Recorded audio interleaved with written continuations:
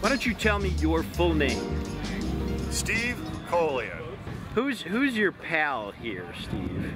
This is Scott Porter. He is one of the best invertebrate specialists in Louisiana. I am the founder of EcoRigs.org. We are trying to save these offshore oil and gas platforms for sustainable fisheries. And what were you doing today out in the Gulf of Mexico? I was inspecting the oil and gas platforms. We were looking at the invertebrates that attach to the structure, and we were thinking we were going to see a bunch of oil all over these corals and mollusk and sponge and barnacles, but we didn't see any. I was amazed at that. Hey, Gulf South Research. how are you? Oh, good. How you doing? Jeff, these guys, I was out with these guys today, and it was a very, very interesting scene. Do you guys know this is Jeff Corwin?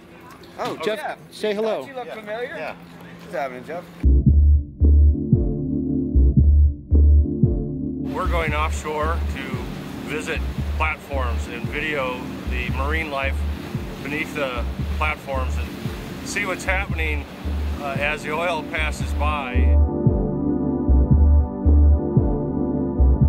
I assume that there's gonna be a splash zone on the structures where it's gonna be covered with oil, and we're gonna be going in there a couple of days after it occurs. We're gonna video the marine life and see how they're responding to the exposure to the oil. Today we're heading 12 miles out of South Pass, Mississippi Canyon 194, also known as Cognac. We checked where the rip was yesterday. Looks like it's still green water, probably another 15-20 miles even past Cognac. So it extends way out there pretty good. So I suppose we're going to go out and dive what we think is the oil and dispersant plume. Take us a few water samples. Well, the first time we were out here after the spill, I guess it was 17 days after the spill, and we dove at this rig south of the river at Cognac, and we saw what we thought was a plume about 10 feet thick, and it had a little bit of cloudiness to the water, some fresh water on top, but that brown and green plume that we've seen and since, and that we think is what the dispersed oil in this dispersant seawater solution looks like, that mixture. And 17 days, like I said, it was about 10 feet thick. We came back, I guess about 3 weeks later, and it was 20 feet thick at that point, 25 feet thick, and so condensed that it was like swimming through the clouds in the sky. When you pass through a freshwater plume, it's typically green, like the green lantern haze. It's got this green glow to it. But now what we're seeing is not just a haze, it's literally a cloud-like formation, or formations, plural on some of this. It's not hazy as much as it's a murk, and different than a freshwater murk. Like I said, this is a whole lot thicker than what we're seeing as our freshwater murks out there. These are coral reef ecosystems we're going to. The offshore platforms are the only hard substrate in this area dominated by sediments from Mississippi and other tributaries. We hope to see a lot of fish, and then we'll see what's happening to the organisms that attach to the platforms. Those are sponges, corals, mollusks, barnacles, your typical coral reef organisms. They can be used for all kinds of sustainable fishery applications, such as fish hatcheries or raising marine organisms that have valuable pharmaceutical properties. Also, harvesting ornamental fish. One that's 2-3 inches long is worth $40, whereas you have to get a 40-pound amberjack to make the same amount of money. So we're trying to develop this sustainable fisheries on the offshore oil and gas platforms.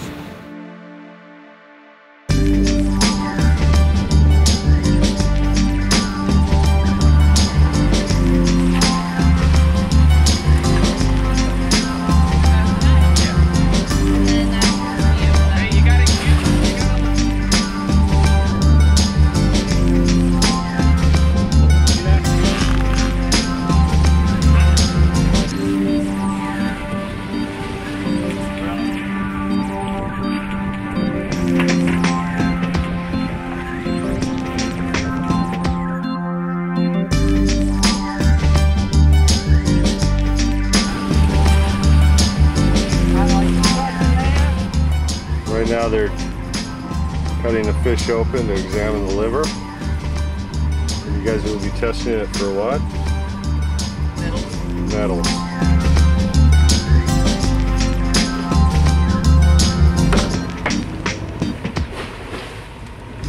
Oh, look at that. Gorgeous. Hold them up again. Kiss them. That's what I like to see.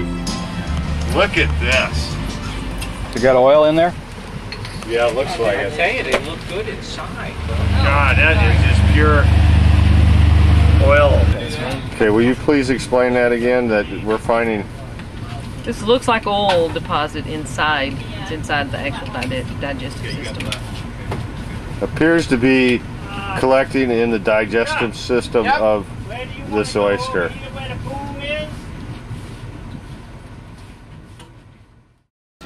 Now, what's the deeper meaning of all of this? What's the purpose of you looking for these things on the rigs in the first place? What EcoRigs is trying to do is save the platforms from being removed and utilizing them for sustainable fisheries.